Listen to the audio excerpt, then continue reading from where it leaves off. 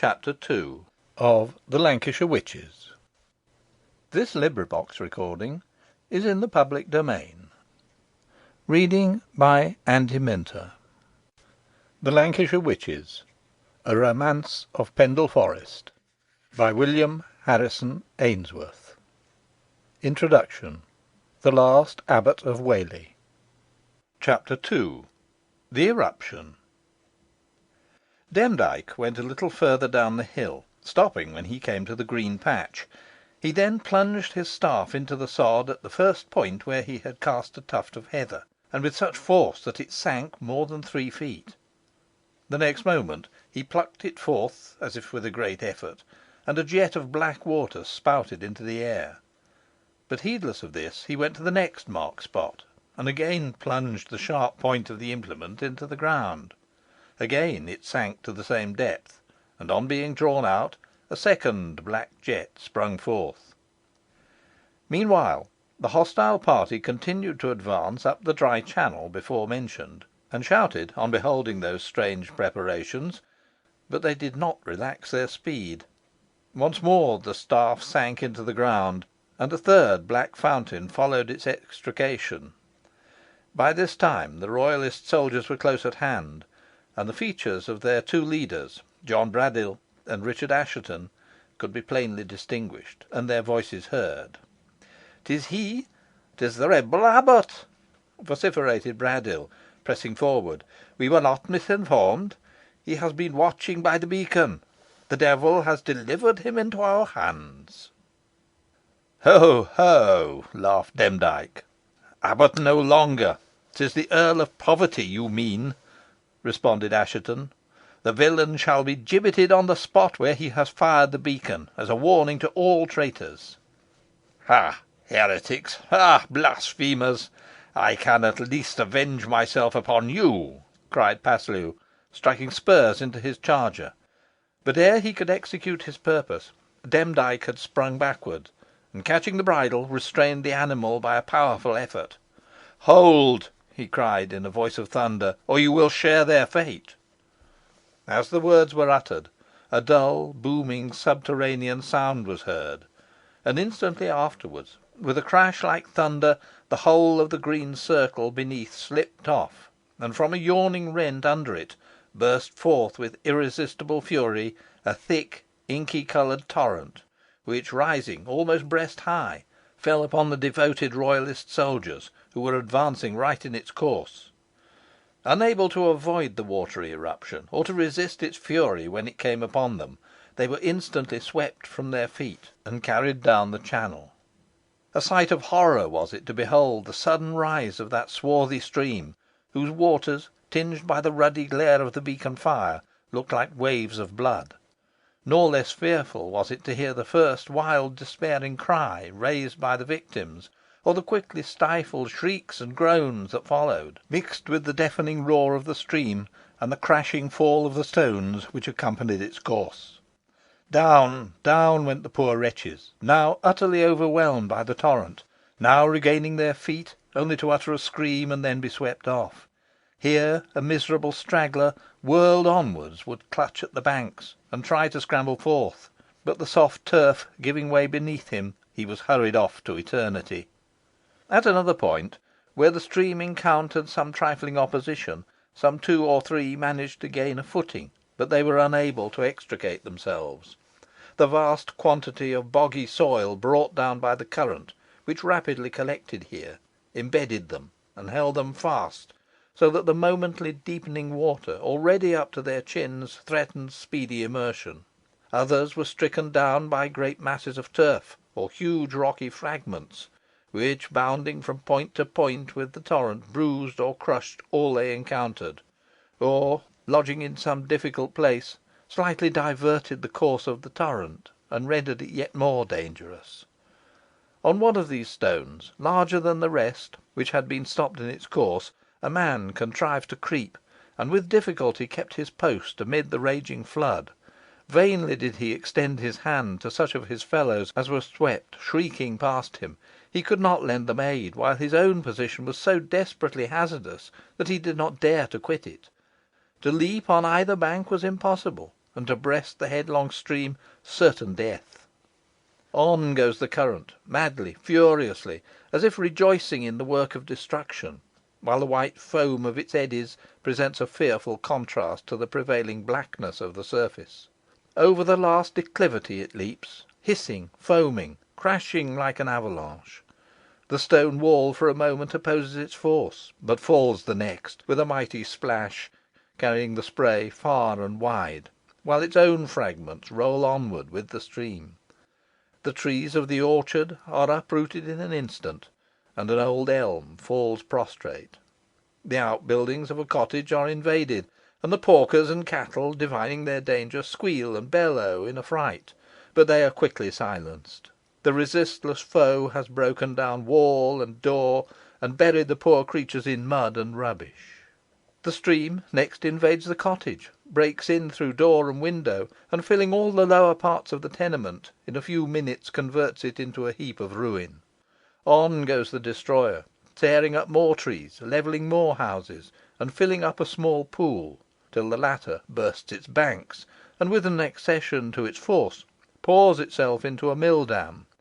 Here its waters are stayed until they find a vent underneath, and the action of the stream, as it rushes downward through this exit, forms a great eddy above, in which swim some living things, cattle and sheep from the fold, not yet drowned, mixed with furniture from the cottages, and amidst them the bodies of some of the unfortunate men at arms which have been washed hither.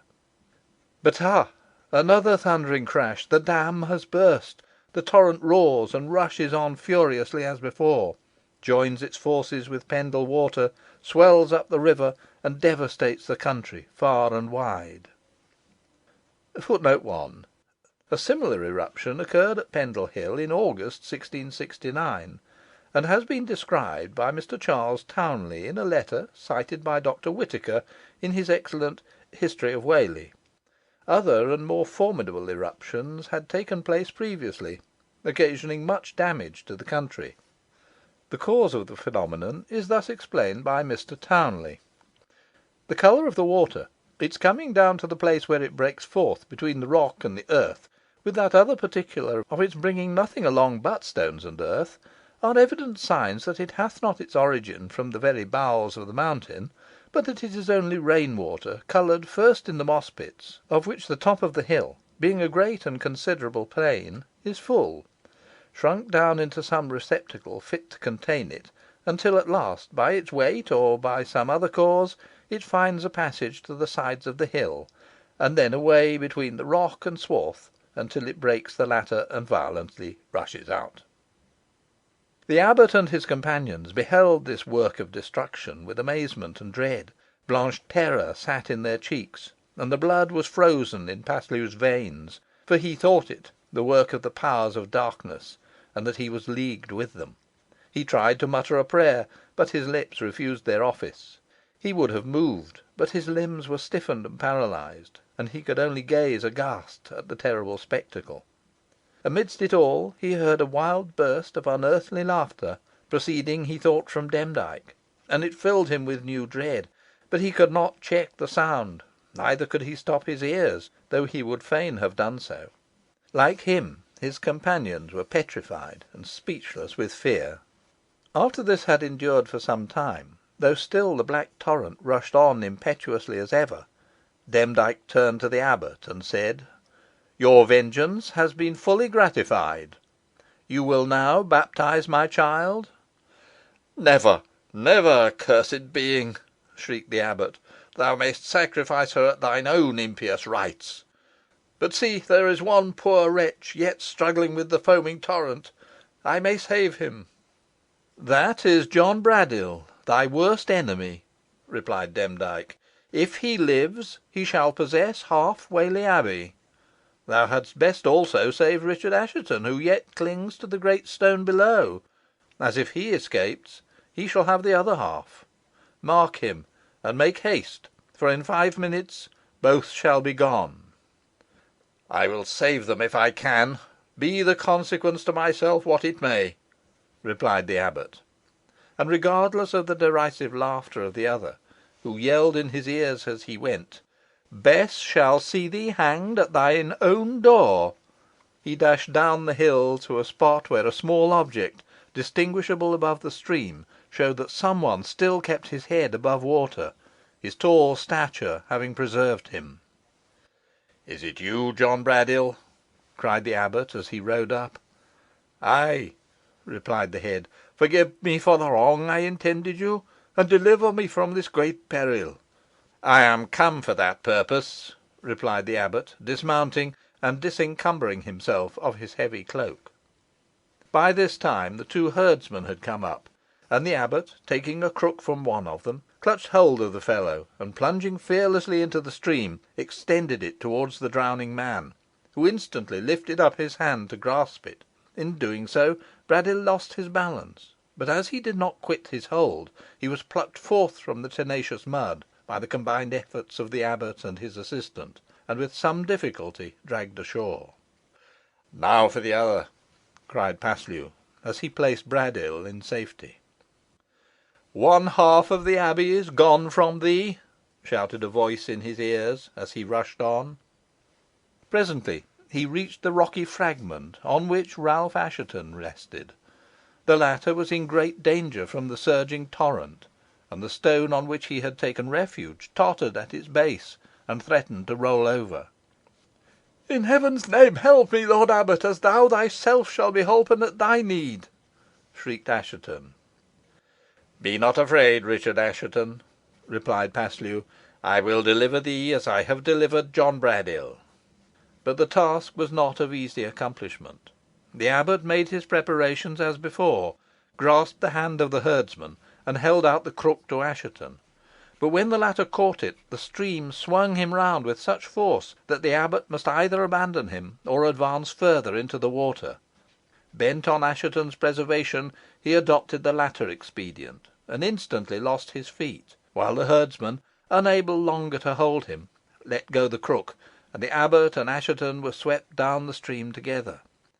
Down, down they went, destruction apparently awaiting them; but the abbot, though sometimes quite under the water, and bruised by the rough stones and gravel with which he came in contact, still retained his self possession, and encouraged his companion to hope for succour.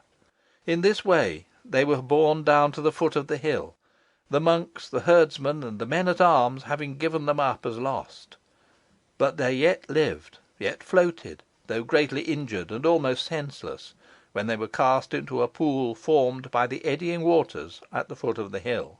Here, wholly unable to assist himself, Assheton was seized by a black hound, belonging to a tall man who stood on the bank, and who shouted to Paslew, as he helped the animal to bring the drowning man ashore.